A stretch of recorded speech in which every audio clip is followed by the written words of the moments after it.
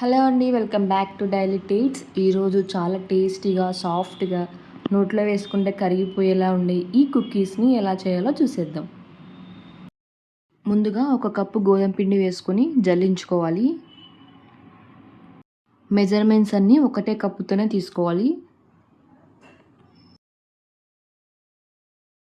అదే కప్పుతోనే half cup శనగపిండి వేసుకొని జల్లించుకోవాలి. తర్వాత 2 స్పూన్స్ బాంబే రవ్వ, హాఫ్ స్పూన్ బేకింగ్ సోడా, చిటికెడు ఉప్పు వేసుకొని అంతా బాగా కలుపుకొని పక్కన పెట్టుకోవాలి.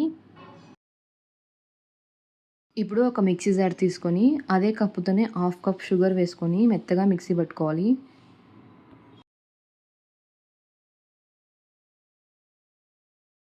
ఇప్పుడు అదే కప్పుతోనే హాఫ్ కప్ ఆయిల్ షుగర్ పౌడర్లో వేసుకొని మెత్తగా మిక్సీ పట్టుకోవాలి.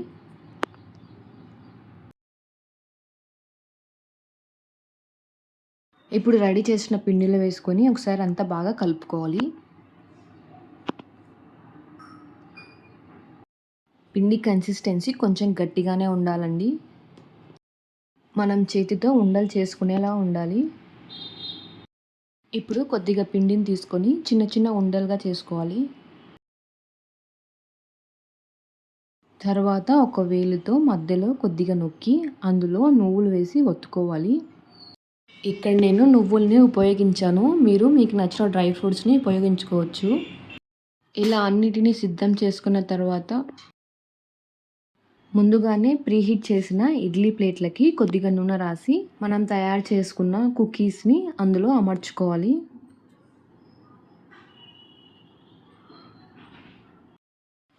ఇప్పుడు ఇడ్లీ కడాయిలో ప్లేట్లను పెట్టి మూత పెట్టి ఫ్లేమ్ని లో ఫ్లేమ్లో పెట్టుకొని 25 నుంచి 30 నిమిషాల వరకు బేక్ చేసుకోవాలి. మధ్యలో ఒకసారి మూత తీసి చెక్ చేసుకోవాలి.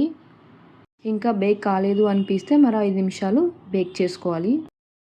ఇక్కడ నాకు కుకీస్ బేక్ అయ్యాయి. ఇప్పుడు ఇవి పూర్తిగా చల్లారనిచ్చాక ఒక ప్లేట్లోకి ట్రాన్స్ఫర్ చేసుకోవాలి.